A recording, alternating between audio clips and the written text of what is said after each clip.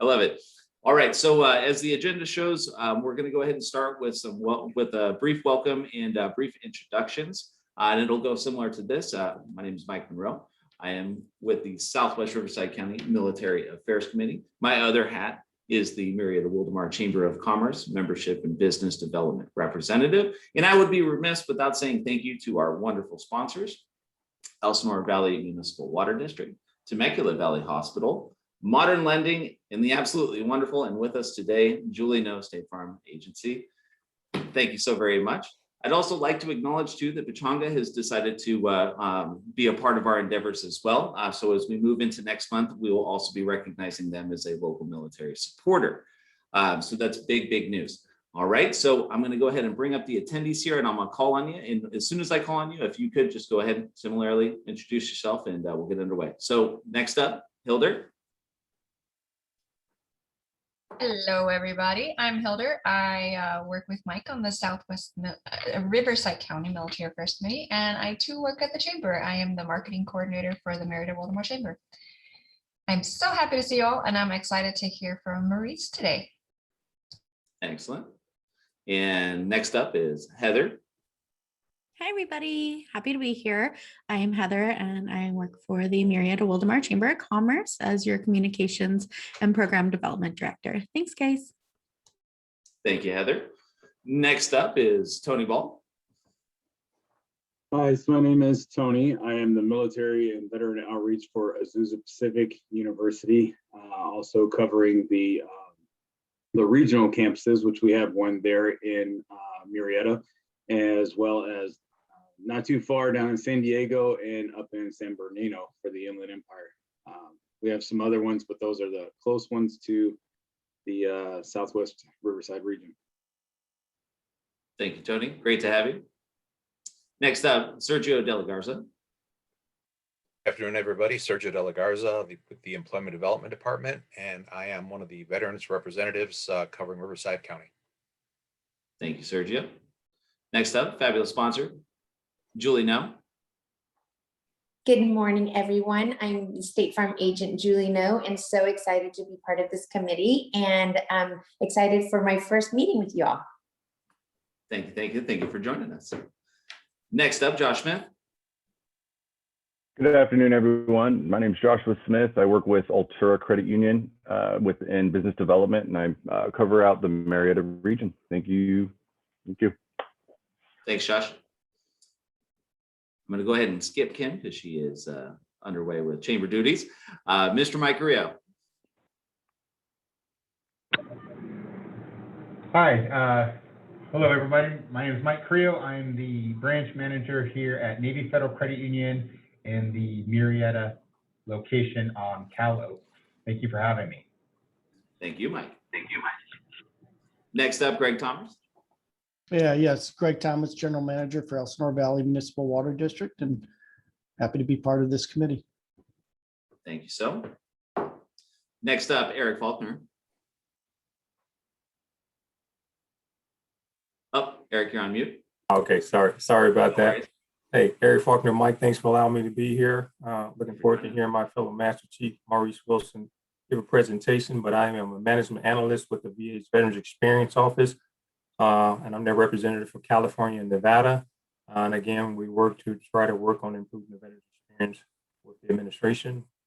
So glad to be here, glad to listen in and be a fly on the wall to see what the great things you guys are doing. Thanks a lot. Thank you, Eric. Next up, Joe Molina. Hi, everyone. I'm glad to be here. Joe Molina, National Veterans Chamber. And when you say Maurice, is that Maurice Wilson on the agenda? Hey, Maurice, been a long time. Hope you're doing well. So looking forward to the presentation and happy to be here. Thank you so much, Joe. Great to have you. Great to hear from you. Love it. So I'm worried that we may have a link issue here because we've switched the Zoom links. Because historically, and like I said, I heard from Michelle from March Air Reserve Base this morning. So we'll skip the base updates for now. And if we need to, we'll come back to later. As those folks start to repopulate in here. So at this point, it is absolutely positively my honor to introduce our extremely dynamic speaker, Mr. Maurice Wilson. And he is with a myriad of hats, but today talking about the efforts with the SDDC, and I'm sure he's got a whole great presentation for you. So Maurice, please take us away. It's an honor. Mike, thank you. And dear colleagues, it's indeed an honor to be here with most of you. I know most of you, so it's kind of like reconnecting, tying old ties and all that. And so this will just kind of share with you some of the things that we've been doing since we last spoke. And a lot of things are going on. And Mike and Hilda, thanks for the opportunity to share. And I want to start out with that as a note, which is, my goal here today is not to sell anybody anything, but to just share with you what it is we're doing here in San Diego. And so like Mike said, I wear many hats, and I'll get into that. But one of the hats that I'm wearing today is with the San Diego Veterans Coalition, of whom I've been a member since 2010. And I really enjoy the coalition. I believe in the mission of the coalition, and the collaboration or the collaborative approach is by far the only way that we can truly serve our veteran community. In fact, there's a mountain of research that essentially says so and proves it, that the only way that we're going to be able to deliver all the needed services is you got to have a public-private partnership. That's the Department of Defense, working with Department of Labor, working with Department of Veteran Affairs, and then working with communities. And what I have learned over time is that each community is unique in its own way, and so has to be approached in a specific way. Here in San Diego right now, we have roughly 160 unique organizations and businesses and agencies that are members of the coalition. And the way I like to identify them are as force multipliers. The more we have, the more we can do. But having all of those organizations doesn't mean anything if you don't have a focus on what it is you're trying to do. And so if we're all trying to do the same thing, then nothing really gets done, because we're kind of like pulling the energy, if you will. And so this is what's really cool about the coalition, is that we've banded together, we've identified our mission. And again, we serve as a catalyst, and our goal is to really promote collaboration, cooperation. But there's another word that I think we should revise our mission statement on, which is integration. Once we've identified a lot of the best practices, then we need to figure out how all of us can get behind the best practices, and then bring our each individual unique skills and talents and services to the table. And so our vision is to honor our nation's commitment to veterans, their families, and their significant others by helping them, by banding together. And so it's a moral obligation for us to do this together and be successful. The way we do this is through what we call our action groups. And so we've done several, like most community organizations, collaborations. We've met, we've done focus group, focus studies, questionnaires, surveys, and we came up with what we call our 4 action groups, or 4 specific areas. Now, each community is going to be different. And you'll see that in Orange County, you'll see that in Los Angeles, heck, you'll see that across the country. But these are our 4 that we think are significant game changers in the health and welfare of the veterans and their families that we support. And so we have the Physical and Emotional Health Action Group, and these are people who are banded together in that particular area. That's what they're interested in. There's the Family Action Group that's focused on the family, building the family, caregivers, things of that nature. And then there's the Veterans Empowered, Successful, and Thriving, sort of like the younger, smarter, faster group that says, how do we appeal to our young Iraq, Afghanistan veterans, and then empower them and really help them. And then there's E3, which is the Education, Employment, and Entrepreneurial Action Group that I'm the chair of. And so while we could go through all of those groups, my purpose today is to share with you the work that we're doing through what we call the E3, Education, Employment, and Entrepreneurship, which is, again, my passion area. I love all the other areas, but this is my passion. My passion is, putting people back to work, helping them improve their station in life by any means necessary. And so I've been I guess you could call it the action group champion for 6 years. And so I guess I must be doing something right, or maybe they just haven't found anybody crazy enough to take the job. I don't know which one it is. But this is the area that we look for impassioned people to really join forces, not to really bring, to bring ideas, but to rally around ideas that we can implement that have a holistic solution. So we're always going after what we call root cause. Okay, we can all do a lot of things. We can have all kinds of career fairs, but having 1,000 career fairs is not going to fix the veteran employment problem. It's one ends to a means, but it's not by far the overall solution there. And so what we focus on are root cause issues and things that we can, how they say, if you drop a pebble in the pond, where we can see multiple ripples out to the shoreline. We're looking for the ripple effect. We do this one thing, we change the trajectory. And so that's sort of the nature of E3. Just again, a little bit about me. Not only am I the first vice president for SDVC, as well as the E3 Action Group chair, but I'm also the co-founder and president and CEO of Reboot, which is the only reverse boot camp. And I'll talk a little bit about that because that's part of the mix here. And I'm also one of the co-founders of the California Veterans Chamber of Commerce, something that just started up last year around about July with several colleagues that's focusing on one simple message or one simple mission, documenting California's 250,000 veteran-owned businesses, period, full stop. That's our focus. And there are a lot of other things out there that people can do, a lot of wonderful work that chambers can do, the things that Joe's doing and others. You got regional and local chambers. But our goal is document everybody and then figure out ways that they can work together. Okay, that's it. And we are I guess you could call us a subsidiary of the U.S. Veterans Chamber of Commerce. And so that's another movement that's starting out there across the country. So that's kind of like a little bit about me. So what do we do in E3? Well, we're looking at trends, we look at research, we analyze the data, and we come up with solutions. We track certain legislation that's going on out there and how that all fits into the mix so that we could position ourselves to at least be a part of whatever that new implementation is. We have our 3 focus areas. And as we look at the 3 focus areas, education, employment, and entrepreneur, we have some pretty specific things that we do in those areas. For example, in the education area, the current trend and what's really happening is, and it's major, is upskilling and reskilling, period. That's the bottom line.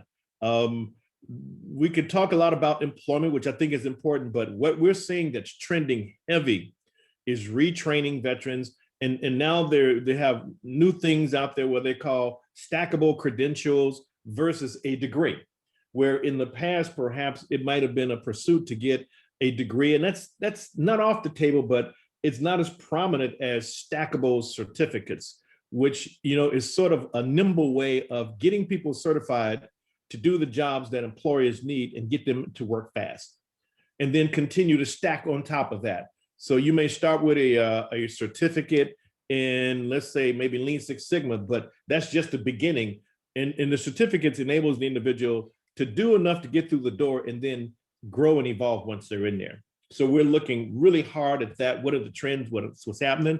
We're really focusing on transition programs, DOD, Skill Bridge, as well as several other initiatives that are out there. For example, Mill Gears, which is another scenario where the military is trying to document or do career assessments to find out just what does an individual want to do. And let me just say that what the research tells us, and everyone knows it, is that of the 250,000 veterans that are transitioning every year, roughly 80 to 85% want to have a complete career change, straight up.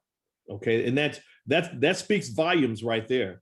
80 to 85% of 250,000 transitioning service members want to have a complete career change. They don't want to do what they were doing, which means they're open for retraining. So, that's kind of like one of the elephants in the room that must be addressed. So we look at things like that. The other area that we look at is employment. And things with employment it's really changing. Let me say it's changing and it's evolving. And the usual tools that have been used to get veterans employed, i.e. the resume, are being supplanted now with artificial intelligence. And even deeper than that, what's happening are what they call competency profiles, where now they're looking for the all-elusive database that has the person's competencies. So the trade-off is between a resume or a competency profile. And I'll just tell you that from all that I'm seeing, the competency profile trumps the resume, because the resume isn't as accurate as we would like for it to be. It's kind of like based upon what the person thinks they could add. And you know, I don't know how many people you've been consulting, but I've been consulting a lot of folks, and a lot of the young people that I consult on their resume, they're not that good at it. In fact, they suck when it comes to writing a resume. And that's not an insult. And I'm not trying to be mean or anything. I just like to keep it real. That's not their skill set. And so what they look for is for someone else to help them with it. You know, if you got Lance Corporal Joan or PFC Johnson, and you tell them, give me your resume, you already know what you're going to get. And that's typically not going to be enough for employers. And so competency profiles do a deeper dive, more of an assessment with the individual. So employers are also implementing their own assessments and things of that nature, so they can get a deeper handle on the nature of the person. And so that's another one of our focuses. And then the other area that we're focusing on is supporting veteran-owned businesses. And one of the numbers that we throw out a lot, that we discuss quite a lot, is across America, roughly there are 2.5 million veteran-owned businesses. However, when you start breaking it down and disaggregating, you know, those numbers, you'll find that when you break it down by age, you'll find that roughly about 70% are ages 65 or older, which means that at that particular age, a lot of those veteran business owners are now in the mindset of either selling their business, handing the business off to their kids, or passing it on to someone else. So there's a lot of discussion out there on M&As, mergers and acquisitions, as well as even ways to find sort of mentor-mentee scenarios where an emerging veteran entrepreneur doesn't have to go through the entire startup cycle of trying to implement a business, where we can actually match them with current business owners who are willing to sell or interested in selling, and match them up for sort of a handoff. And right now I'm working with an organization, it's out of Illinois, it's called the Veterans Business Project. And they're engaged in that kind of activity, which is, how do we do this? But the first step goes back to what I mentioned earlier. We got to somehow document who's out there. So before we can even talk about matching people and in handing off and training, you got to have a system of identification. So that's really the big mission of the California Chambers, to document everybody so we can engage in that activity. And so again, we're looking at things like DVBE certification. In California, you know, we're horrible. Just to tell you, California doesn't do well on DVBE, and DBEs are getting their fair share. So we want to really take a hard look at how can we work hand in hand with the state to help facilitate that, as well as some of the other contracting opportunities. And so we do need some voices out there, but also at the same time, we need to have that feeder system that says, as we look at transitioning service members, and the number is somewhere around about 25% of the majority of transitioning service members of 250,000 want to become veteran-owned businesses. They want to enter into it. So what's the trajectory?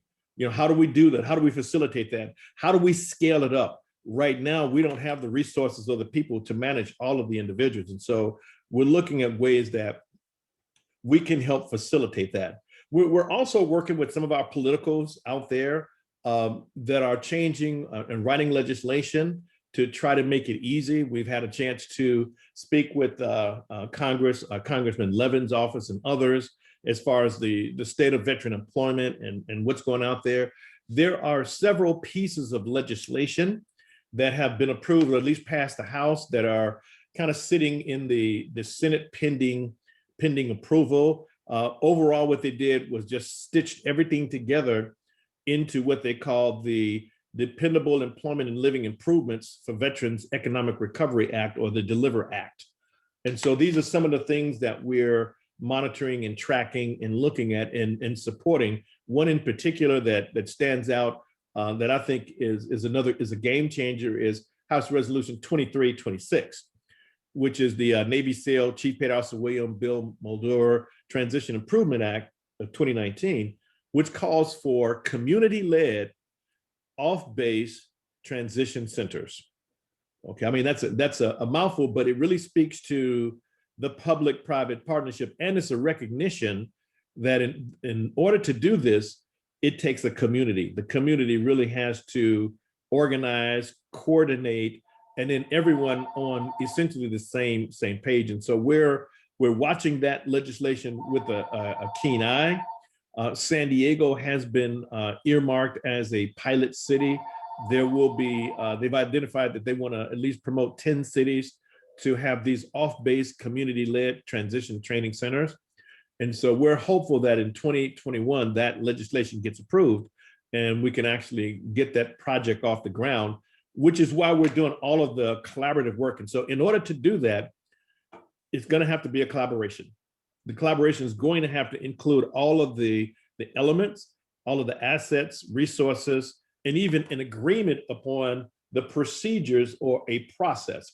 And let me just kind of push a pause button and say one of the biggest challenges that we have in the country, city to city, region to region, is the lack of a uniform process to reintegrate transition service members and veterans back into our community. Okay, we just don't have a standard plan. We're technically all over the radar screen with a lot of good ideas, but no one's really buying into one particular process. And so one of the things that we're looking at with SDVC is, so how do we do that? And so we've embarked upon several projects that we think really addresses the root cause issue that sets the tone or sets the stage for these community-led off-base transition training centers. It's just like boot camp. You walk in the door, you got a merry-go-round. If you start here, you go there, you go here, you go there, you go there. And then once they come out that door, they're a complete package and they're back into reintegration. And again, it takes everybody, not just us on this call, but American Legion has a role, VFW has a role, DAV has a role. The list goes on and on and on, that in order for us to do this, we need all of our 40,000 community veteran service organizations at the table to help plan. So let me just share with you a few of the projects that we're working on here in San Diego. Some of them we're actually exporting them to other parts of the country. One of the things that we did do that we felt the real need to, well, not felt the need to, we were forced to do as a result of COVID-19, we had to take a lot of our initiatives and go digital with them. And so whatever we're doing now, it's offered in two platforms. Either, when things open up, we can go live, but it's also on the digital platform. And so I'll get into each one, and I'll just kind of give you a brief summary, where for the first phase that we've learned is that there needs to be some way to enroll individuals in programs. And the vast majority of our transition service members, veterans, and even our homeless veterans, it's kind of interesting. You may run across a homeless veteran who doesn't have a home, but has a smartphone. Go figure. But that's just the way it is. And so if that's the case, then we should be meeting them where they are. So we've taken a lot of these things that we used to do where you had to walk in and then put them into an app. And so that includes helping with enrollment and communicating with them on a regular basis, helping them manage their transition, as well as helping them manage themselves and get prepared and ready, because making a transition from military to civilian, it's a mindset, and you got to change that mindset and readjust your cultural thinking.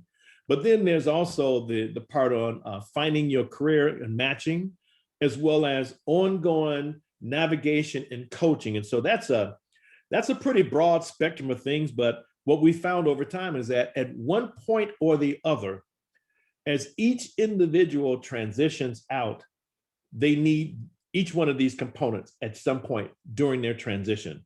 Maybe not all at the same time, but off and on. And so we have to make them ready and make them available to them on a scalable a flexible term that they can get what they want when they need it, as opposed to maybe having a rigid process. And so I'll just kind of walk through each one of them very, very briefly, if you will. The first one is, sort of like what I'm mostly known for, which is the Reboot Workshop, which is a the only reverse boot camp in the country. That's now we're going into our 11th year.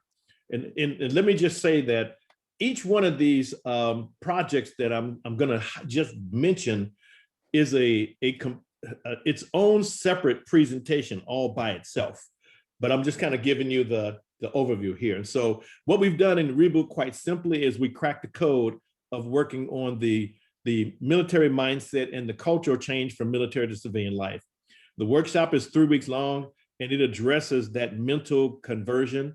And we got years of data to support its success rate, which is like 98% successful in reversing and rechanging and preparing the person to get ready for their re-entry back into civilian life. And we've started workshops across the country, and now we're doing workshops in Hawaii, in Japan, and we're gearing up to start doing the workshops in Guam, because no matter where the veteran or the transitioning service member lives or is stationed, the problem is the same.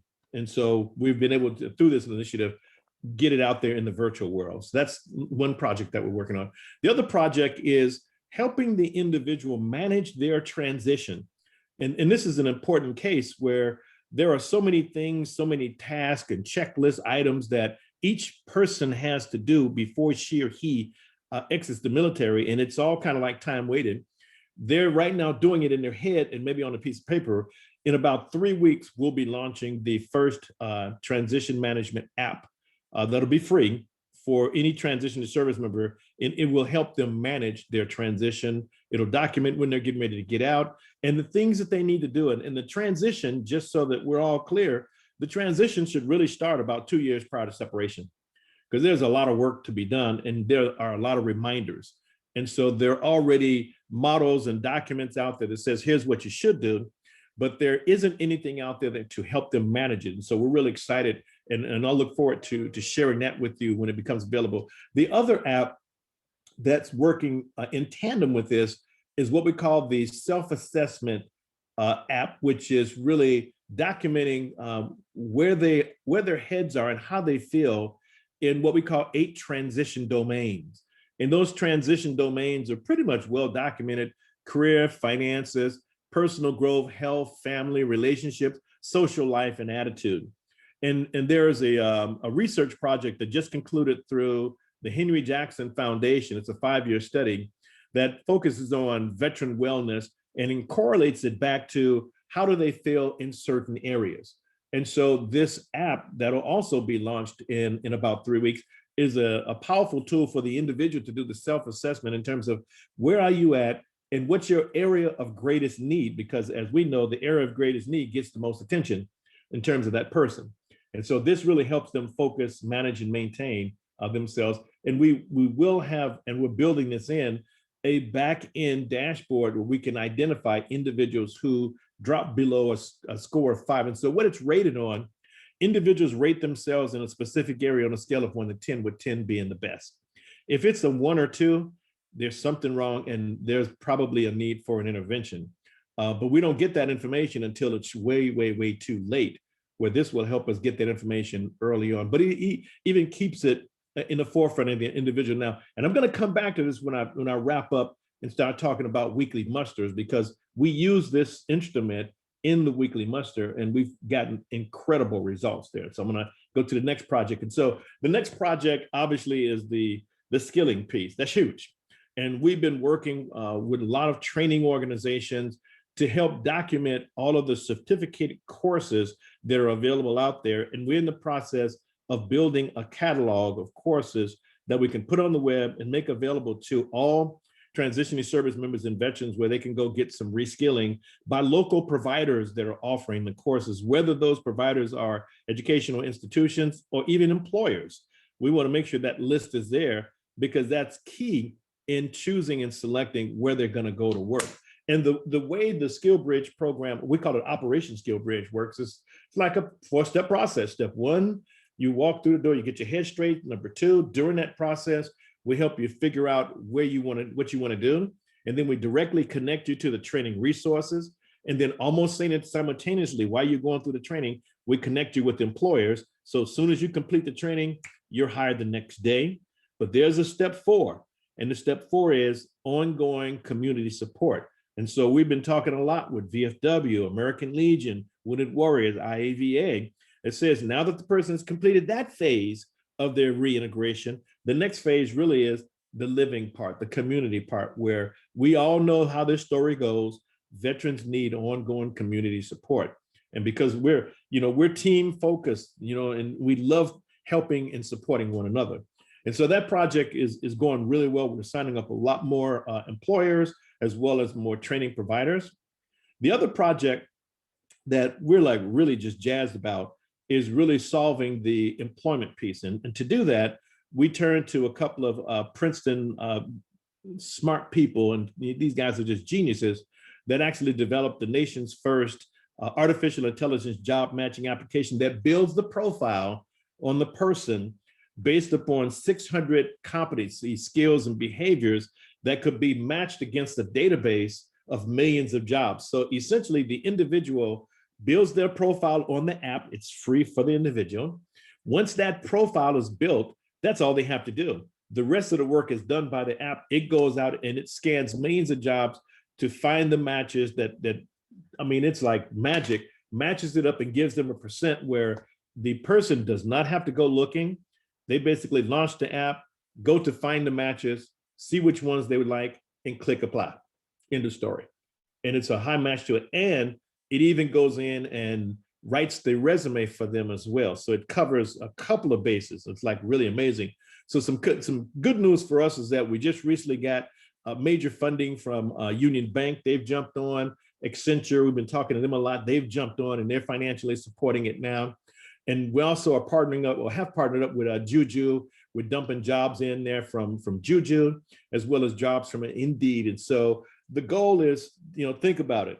Why would we make veterans search through 5 million jobs just to find the one that matches for them? Can't we make it easy? And the answer is yes. And so this in itself, it's a whole presentation all by itself to really look at the science behind it and what it does, because it does a lot. Not only does it identify the job, it even shows the gaps that the person may have with the job and recommends where they can get even more qualification and certification to fit into the job. And so this is, in my opinion, the tool that a lot of veterans, transitioning service members, have been looking for. And so we got a lot of traction going on out there. ESGR is like zeroing in on this like a laser. They're like, okay, we got a lot of, right now in the state of California, we got 66,000 Guard and Reserve. How many of them are unemployed? How many of them are underemployed? This can help solve that problem virtually overnight. I mean, now I'm kind of being highly optimistic. It can find a job, but then the question is always going to be, are you qualified? Okay, you always got to go back to the are you qualified piece. All right. And then another project that we're working on that we're really, really pleased came to fruition. It's out, it's now up and running, and it has taken off, is what we call the task human wellness coaching for individuals. That's always the challenge is, okay, veterans need coaching, they need mentoring, they need access to subject matter experts. They don't need them all the time, they need them when they need them. And so last year around this time, we partnered with Task Human, they're a group out of Silicon Valley. They've already developed a platform where they're able to put coaches, qualified coaches on the platform and match them up with individuals. And so again, this is another demonstration by itself, but what it provides is one-on-one live coaching for veterans where they can find subject matter experts in a number of different areas or topics, whether it's tying a bow, yoga, you name it, or career advice or starting a business. They can find a certified or an experienced coach on the platform for live one-to-one communication with them. It's a really, really super, super tool. And again, the goal is how do we scale this up and how do we engage other coaches? And in my world, I get a lot of people who call asking, how can I help? I want to mentor veterans. And that's always a burden for me, which is how do I connect them up? Now I just send them to the platform. I say, look, just, here's a link for you to go sign up as a coach. And we have a specific one for people who want to be veteran coaches, and they go through a vetting process. Once they're on the platform, then the veterans can find them based upon topics. And so now how they say problem solved, which is, finding, matching, and maintaining. And then finally, well, not finally, but almost finally, then the other project, and I already mentioned this. And so what I'll say is we're just really jazzed about what's happening with the California Chamber, which is we just want to document all of the veteran-owned businesses, as well as the emerging veteran entrepreneurs, so we can use this as a matching system. Here's what's going on, here's who's out there, here's what's happening, and it's a place for organizations, companies to promote their businesses. They can sell products there. They can find mentors. I mean, it's so easy. You just go to the site, and right where it says, what do you need? If you need help on transition, you just type in transition, organizations are going to pop up. So it has what we call a Google search feature in it that says, what do you want? Tell me what you want. You type it in there, all of a sudden, organization comes up. Let's say you're interested in franchising. Person goes here, types in franchising. You're going to get people here in the state of California that are offering franchising support. If access to capital says, hey, I'm interested in access to capital, they just type in access to capital, it goes and finds them. And so again, that's our idea behind this is simple, easy to use, scalable, and highly accessible across the state, perhaps even across the country, but also can help support the growth and prosperity of some of the veteran-owned businesses. Another just quick project that we're working on is thinking of those individuals back in the backlands that don't really have access to centers. We're building an online virtual community resource center where they'll come in, they'll log in, they'll come in and they can find, again, based upon a menu and a navigation of needs, areas that are pretty routine, whether it's transition services, career services, benefits and community support, wellness, peer-to-peer and family. And so the goal is to just make it blatantly simple, really easy at the fingertips of the individual that they can actually even do this on their desktop, or they can do it in their smartphone or on their iPad. And then finally, one of the things that we implemented about 6 months ago is what we call the weekly musters. Again, a lot of research behind veteran wellness, checking in, making sure that they're talking to their peers. So every Saturday, and I invite you all to join us. Every Saturday from 11 o'clock to 12, we hold the weekly muster. And it's only 1 hour, and everybody checks in, and everyone gives their wellness score, like, how you doing this week? I'm on a scale of 1 to 10, I'm a 9, I'm a 10, or I'm a 5. When we first started this several months ago, the average score that people were giving were, oh, I'm a 5, I'm a 6. And they were just feeling, kind of depressed. They were impacted by the events and the things that were going on out there. Fast forward, since we've been doing this and we've raised their awareness, we've raised their consciousness of what's happening and what they're thinking about. On this past Saturday's call, as we went around the room and everyone checked in, and everybody does check in, and we have a great facilitator. We're topics driven, so it's not really a BS session. It's pretty straightforward there. The average score in terms of how people were feeling was around about a 9.5 or higher, because again, they've pinpointed whatever goes on the outside goes on the outside. But really, what really matters is how you take it on the inside and what you do with it. And then thoughts become things. And so you can't let the outcomes in events external to you drive how you feel. You drive how you feel. And in this group right here helps them stay on point, keep it sharp, and stay focused. And the groups that are with us now, they're getting hardcore, which is, they say this is part of my weekly. Like, I got to come back to the well, and I got to get a dose of this every Saturday. And it strengthens and fortifies me and helps me get out there and then deal with pretty much everything else. So those are some of the projects that we're working on. Again, we go for sort of root cause kind of things that could, be that pebble in the pond that could really have a cascading impact that can be used across regions, multiple locations. With our philosophy, the more the better, the more the merrier. and making it easier for veterans and their families to find their solutions, but also making it easy for employers to find qualified veterans too. And so let me just kind of come back to on the E3 meeting. So we meet pretty much on a regular basis every Wednesday from 10 to 11 as sort of an action group. And we go around the room and we get regional updates and we talk about trends and things that we can do together. So we're a really, really, really focused group on solutions. We want to be able to measure what we're doing and what the outcomes are of our efforts that can make a difference overall in the military and veteran ecosystem across the globe. So with that, I'll just kind of pause here and open up for any questions that you may have. Like I said, each one of those areas is a separate presentation all on its own. Yeah. But this is kind of like just kind of a short brief on this is what we're doing. Love it. Maurice, as always, thank you so very much. And if you are interested at the end of this meeting, we will be sharing Maurice's information. So if you'd like to get more information or plug into the E3 meetings that are on Wednesdays, there's a billion and one ways to work with Maurice. And the best thing is it always helps the veteran community. It's such a force for good. So I'm going to take the first question here just to kind of jump in here. Maurice, you referenced a study. It was a 5-year study. It was something Jackson. What was that study you were talking about for wellness? So it's called the Veterans Metrics Initiative. And the study has been done by the Henry Jackson Foundation with funding from May and Stanley Smith, Wounded Warrior Project, Prudential, several other McCormick players. I mean, it's pretty intense. And when you look at the report and you look at the data sets, it almost looks exactly like what we've been doing. And so we've been sort of doing this already for like 10 years. And when we saw the study and the results, we were like, man, talk about being on point.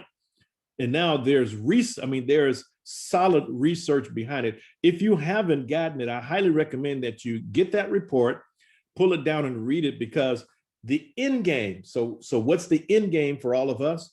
The end game is veteran wellness and self-sufficiency. That's the end game. Everything else that we're doing in between is just to help get that person there.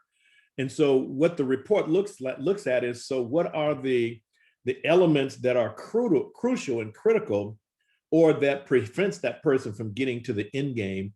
And veteran wellness, and as we all know, veteran wellness is a state of mind. Mm-hmm. I love it. I love it. I'm seeing the chat going here. We are currently open for questions. So if you have any questions, feel free to reach out. And you don't need to do it in the chat. Feel free. I mean, as you can tell, Maurice is very communicative. So if you'd like to ask Maurice directly, just go ahead. There's a question in the chat from Sergio. He says, I've heard of competency profiles as a tool for businesses to create job descriptions. Are there now competency profiles for job seekers as well? Well, the answer is, with this particular scenario, the answer is yes. And so we've done quite a lot of research in that particular area. And almost every day I'm engaged in some discussion about competency profiles, what employers are doing, whether it's ONET, whether it's Strength Finder, the list goes on and on. The challenge is that, some of those competency profiles are one-dimensional. And so ONET only gives you what they call the RISEC score, but it doesn't give you all the other things. And so while it's good on maybe matching a person with a job in terms of their skills, it doesn't, in our opinion, go far enough to find out, is that part of your passion? How do you measure somebody's passion? What tools do you deploy to extract, we call it their DNA. So in order for, and this really should be where the industry goes, which is, okay, how much do we know about that person's career DNA? They even have a term, they call it their self-efficacy or job efficacy, that really says all that you are, all that you've been, all that you're experienced at can be quantified and then put into a chart that we could map out your competency profile to show your likely pattern of success. And so right now, the only tool that's being used to do that is the resume, which I think sucks because it doesn't do a pretty good job. And so with this app, which it's got 2 patents on it, actually takes that account and it builds that DNA profile using hard skills, soft skills, and psychometrics. And so the person puts in their military history, everything that they've done, hobbies, any disabilities, everything about that person goes into the mix. It even asks questions like, what kind of tools if you worked, let's say, as a construction person, so what tools can you use? It even asks the question. I mean, it can really go down and get to the real experience level, the granular level of the person. And once it builds that profile, and this is the power, once it builds that profile and it kind of converts it to the matrix, the 1 and the 0, now it's computerized, it does the same thing with the jobs. And so when it brings in the jobs, it scans the job titles, and then it scans the job descriptions, and then it scans any other skills or requirements, and then it puts that in the matrix and it creates a profile. And then just like an automatic index, it just goes through there and just starts to line everybody up. So what you ultimately end up with is like a percent of match, if you will. It's like eHarmony or Match.com, sort of like what they're doing. They're assessing people across multiple competencies and assessments so they can get a good pattern of, okay, what is your fit? Now, for us in the veteran world, there's nothing out there like this that exists. And so for the most part, there are a lot of guesses. And that's why when you look at veteran employment, which seems to be okay, but when you look at turnover in the first year is 45%. And then it goes up to 65% turnover in the second year. So what that means is that there's not a match there.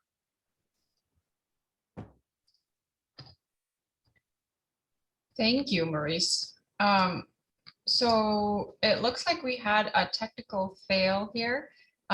We didn't see that you were sharing your screen. So Mike had the agenda up as well. So is there any way that you could maybe send out the slideshow to the attendees so we can Absolutely. I'll send that to you. have an overview? Thank you. Yeah. I'm sorry Yeah, about that, you guys. It's okay. That My was the hand best. cramped up, but I'll get the slideshow. Awesome. Sorry, Greg. We could have avoided Well- your carpal tunnel, I guess. No, I just wanted 2 items that Maurice, just quick on the resume part. I definitely agree that, military folks, and I was one of those initial crappy resume writers. So I appreciated a lot of the assistance from not only other veterans who transitioned, but even folks within the industries that you go after. You look at it and you want to just, make sure you matching those bullet points of what the job description is. And so you say the same thing. So at some point you actually will probably have 20, 25 iterations of a very similar resume, but because different, slightly different configurations of the industry may look at other bullet points. I know in the water business, we're all kind of the same, but each district is unique. And so you actually have to tailor every resume to that. But a lot of times it's just getting your foot in the door and being recognized. And the rest of it really comes through the skill sets, strength of personality, et cetera. I do want to say that though I personally experienced I guess a discrimination against military into the public sector world.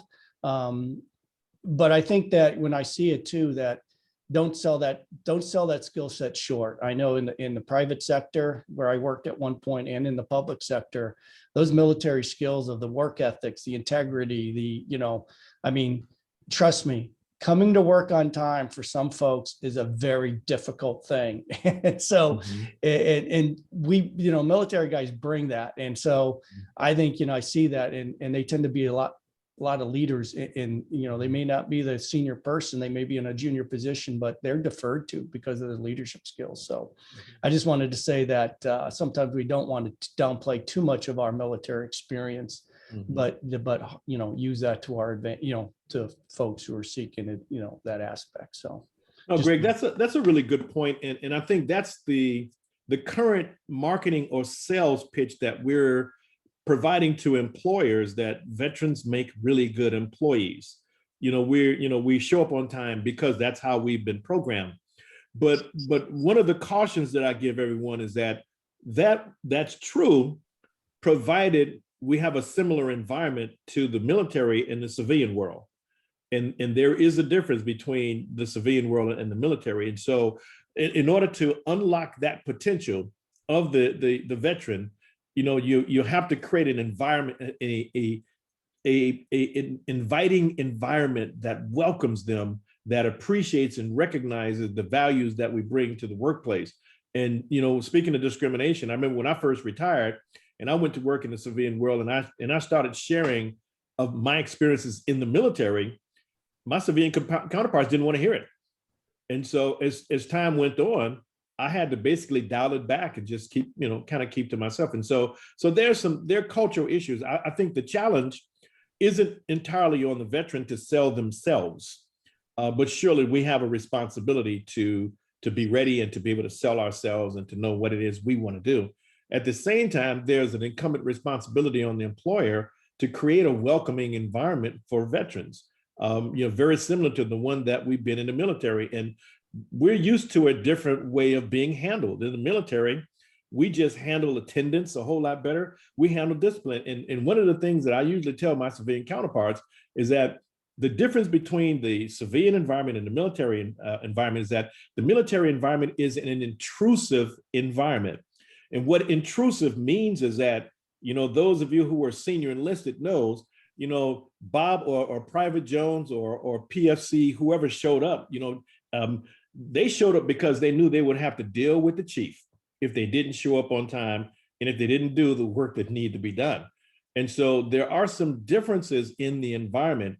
And what I try to make sure that my civilian counterparts understand is that, okay, there should be what I call an owner's manual that goes with hiring a veteran that says, we like good order and discipline. Okay, we like structure. So, it's not a good idea to put me in a non-structured environment and say, go play nice with everybody, if you will. I mean, that's a whole nother discussion, but that's not something that I'm tackling right now. What I'm tackling right now is the veteran equation, which is how do we get the person ready to find the right job and then get mentally prepared so they can walk in that door and they can perform. So that's at least one half of the equation. The other half of the equation, that'll be something that we'll tackle maybe in the second half of the year. But if we can get the first part right, getting the veterans ready, matching them up, the whole 9 yards, then we can go for the other side, which is, okay, working with employers. Love it. Great questions and great discussion. I had there's a comment in the chat as well from Kirk saying, how about age discrimination where the same things do apply?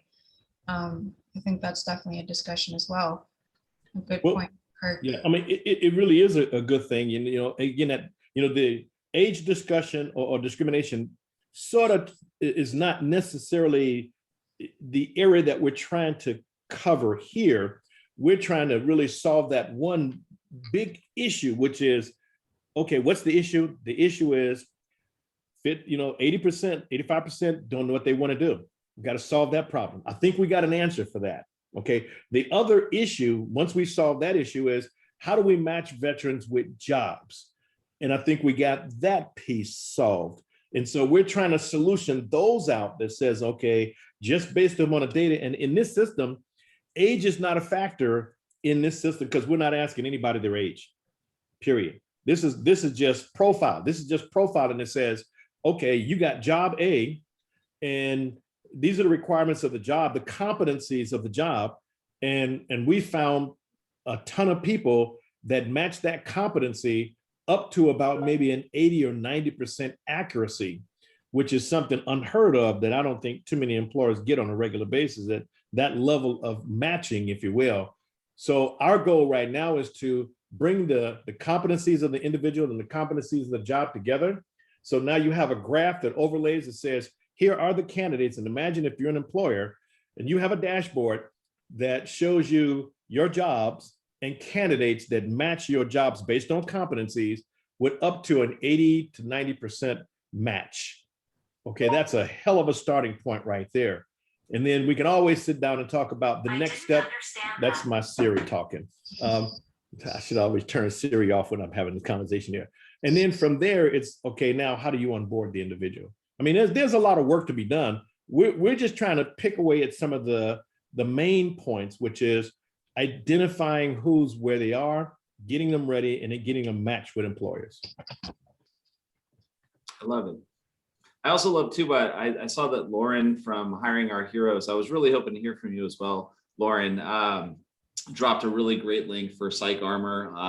And I'm looking at the site here and there's some really great resources there and also helping the employer kind of change that mindset to be the whole picture there.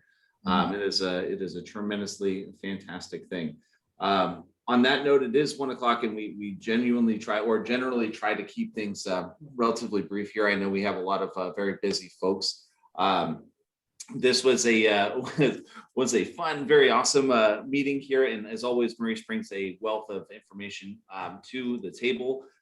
Forgive me again for the screen sharing issue there. I learned something new about Zoom today, which is a beautiful thing. And I will make sure that Maurice gets the PowerPoint out to you wonderful folks so you guys can see some of the visual things that goes with some of the great things. I know I have a stack of Post-its that is about as tall as me, and I see Maurice on a regular basis here. So there's still a lot of wonderful things to talk about. But I did see that Michelle Tapscott from March Air Reserve Base jumped in. So Michelle, if you could, an update from March Air Reserve Base. Yes, hi everyone. Excellent. So we have a few things going on. So we will be recording a podcast at the end of the month for Women's History Month with most of our female leadership. So that should be posted on our social media around the first week of April, since we're filming it on the 31st. Also on April 1st, we are doing a ribbon cutting ceremony for our new fire station. And some fun stuff, we have volunteered or have been requested to do the flyover at Angel Stadium for opening night on April 1st. So all good stuff, all good things. That is amazing. Thank you so very much for Nope. sharing. No problem. We're also very excited too. We found out that coming in May for the 27th meeting, we will have an address from Brigadier General Coburn, who's the general there at March Air Reserve Base. We're very excited to hear from her too. So lots of really, really great things happening. We're so very excited and so grateful for all of you to be here today. So with that, I did want to also have Hilder just do a brief update on some of the digital assets that are available to you. I'm going to go ahead and drop the link here for Impact Southwest Riverside County, which is what houses the Military Affairs Committee. So if you could, I recommend you check out that link when you get a chance and kind of see the resources there. The biggest thing here, especially with the folks that are here at the table, if there are resources that you do not see on that site, please put them on our radar. We'd love to reach out and ultimately be the convener for our military community here. That's what keeps our heart beating here. So with that, if you could help me celebrate our wonderful presenter, Maurice. I will do my absolute best to connect all of you with Maurice. He is truly a rock star. Thank you, Maurice, for your time. You're welcome. Thank you. Your passion. And I'll send you the presentation right after this meeting. Thank you, Maurice. Thank you, Maurice. Forgive me for that. Real quick, one more thing that I wanted to mention. We have the military business window clings in. So if you are a local military business, we will be delivering these to you shortly in the next couple weeks. We're very excited.